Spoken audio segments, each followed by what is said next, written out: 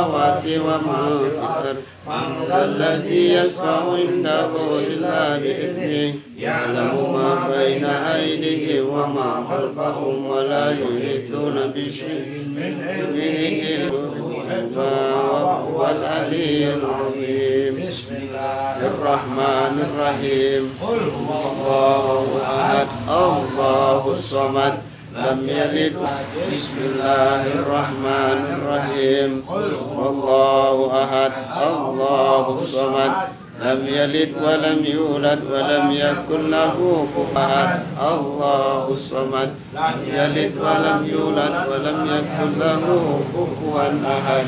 بسم الله الرحمن الرحيم. إذا وقب ومن شر النفاثات في العقد ومن شر حاسد إذا حسد. ملك الناس إله الناس من شر الوسواس الخناس الذي يوسوس في صدور الناس.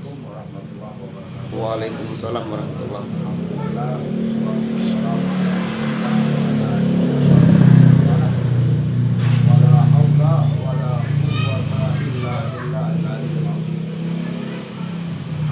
Bersyukur kepada Allah Subhanahu wa Ta'ala yang telah memberikan kita segala kenikmatan yang kita butuhkan, dari kita berada di perut ibu kita sampai kita kembali ke liang lahat, semua itu dari Allah Subhanahu wa Ta'ala. Di dalam hadis qudsi yang disebutkan yang ditulis di dalam kitab Arba'in Nawawiyah, bahwa Allah Subhanahu wa Ta'ala berfirman, Rasulullah SAW bersabda hadis qudsi bahwa kalian semua lapar, kata Allah Subhanahu wa Ta'ala, maka mintalah makan kepadaku, kata Allah Subhanahu wa Ta'ala. Dan Allah Subhanahu wa Ta'ala melanjutkan dengan pernyataan bahwa kalian semua telanjang, mintalah pakaian kepadaku. Dan ini memang benar, kita semua ini lahir dalam keadaan telanjang, tidak ada lahir pakai baju, nggak ada. Hatta Rasulullah SAW pun, Nabi Muhammad SAW makhluk manusia, Rasul pilihan, pimpinan para nabi dan Rasul yang paling dicintai oleh Allah, yang paling sempurna jasad dan akhlaknya, tetap lahir dalam keadaan telanjang. Semua lahir dalam keadaan telanjang. Dan kita dapat baju diberikan orang tua kita, diberikan oleh orang lain, itu cuma wasilah, cuma perantara. Pada hakikatnya semua dari Allah SWT. Sampai detik ini semua yang kita punya itu dari Allah. Nggak ada punya kita, nggak ada. Kita cuma dititipkan. Ini loh titipan, jaga, kata Allah SWT. Bagaimana semuanya nikmat, sehat, kita gunakan untuk beribadah kepada Allah. Kita diberikan kepintaran, gunakan kepintaran tersebut di jalan Allah Subhanahu wa Ta'ala. Ada yang diberikan nikmat rezeki lebih, harta lebih, gunakan rezeki tersebut untuk menolong diri kita nanti di akhirat.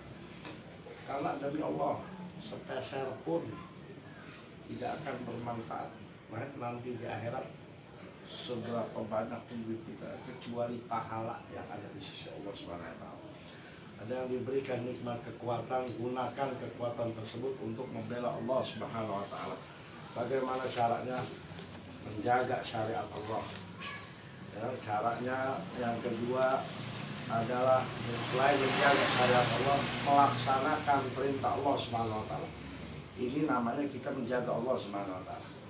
Dan juga bela ketika Allah Subhanahu wa Ta'ala dihina. Bela ketika Allah Subhanahu wa Ta'ala dinista, dihinakan oleh orang lain, siapapun dia, mau orang Islam, mau orang di luar Islam, dia menghina Allah, maka wajib kita membela Allah Subhanahu wa Ta'ala. Dimana Allah Subhanahu wa Ta'ala berfirman, in tansurullah yansurkum wa yuthabbit aqdamakum. Ketika kalian membela Allah, kata Allah, jangan khawatir, Allah pasti bela kalian. Allah pasti bela kita. Kapan kita dibela? Nanti. Ya, memang tidak sekarang. Ya, nanti bisa kita sedang susah, nggak perlu khawatir. Allah pasti bantu kita. Allah pasti selamatin kita. Karena semua ini dari Allah Subhanahu wa Ta'ala. Kita akan bingung sendiri. Tiba-tiba ada rezeki atau ada pertolongan yang kita nggak duga-duga nih. Nah, ini ketika kita membela Allah Subhanahu wa Ta'ala, demi Allah, Allah tidak akan pernah mengingkari janjinya. Dan di dalam satu ayat yang tadi kita baca Yasin, Allah Subhanahu wa Ta'ala berfirman, alam ahad ilaikum ya bani Adam an la ta'budu syaitan innahu lakum aduwwum mubin wa an i'buduni hadza siratum mustaqim. Allah Subhanahu wa Ta'ala berfirman, alam ahad ilaikum ya bani Adam, apakah kalian ini wahai bani Adam, Allah ta'budu syaitan, sudah menjadikan syaitan itu musuh, kata Allah Subhanahu wa Ta'ala. Ya, Allah melanjutkan innahu lakum aduwwum mubin. Di sini diperjelas sama Allah Subhanahu wa Ta'ala bahwa hati-hati keturunan Adam. Ini kita semua keturunan Adam.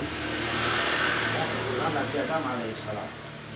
Ya, ada yang mengatakan memang keturunan Nabi Adam, tapi juga dari keturunan Nabi Nuh. Ya, karena ketika zaman Nabi Nuh 80 orang pengikut Nabi Nuh itu nggak punya anak. Yang punya anak cuma 3, Ham, Sam, dan Yafet. Nah ini kita nih dari keturunan 3 orang ini. Ya. Nah, ala kulli hal, pokoknya kita semua keturunan Bani Adam. Kalau Allah mengingatkan jangan sampai kita menyembah syaitan. Menyembah di sini bukan berarti kita memang bersujud kepada syaitan, enggak. Mengikuti syaitan itu sudah termasuk dalam hitungan menyembah syaitan. Karena Allah memerintahkan A, syaitan mengajak ke B. Berarti ini syaitan ini cuma ngajak, dia nggak maksa. Dia cuma ngajak, ayo. Jadi nanti di akhirat, ya di dalam ayat yang lain, jin dan iblis terutama, ketika manusia menyalahkan dia bilang, tunggu dulu, saya cuma ngajak, kenapa kamu mau? Nggak ada tuh syaitan maksa, naik-naik, ayo maksiat, nggak ada, dia cuma bisikin.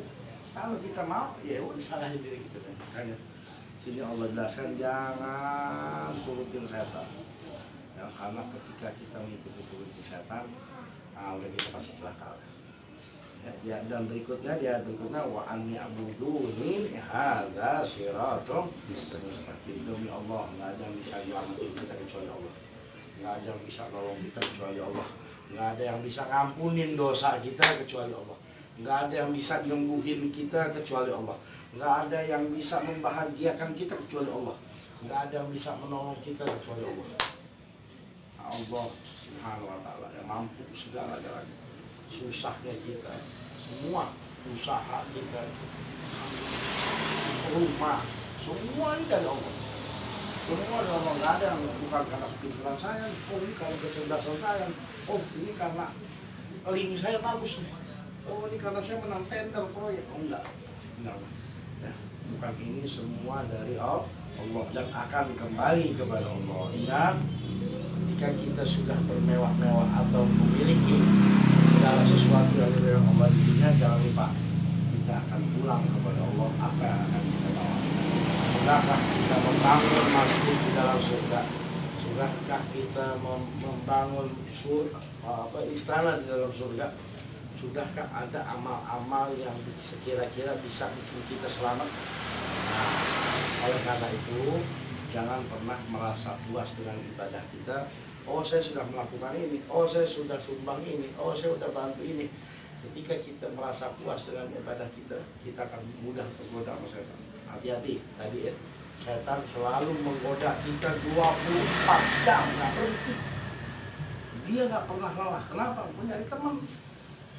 Nyari teman buat dimasukin dalam nerakanya Allah Subhanahu wa Ta'ala.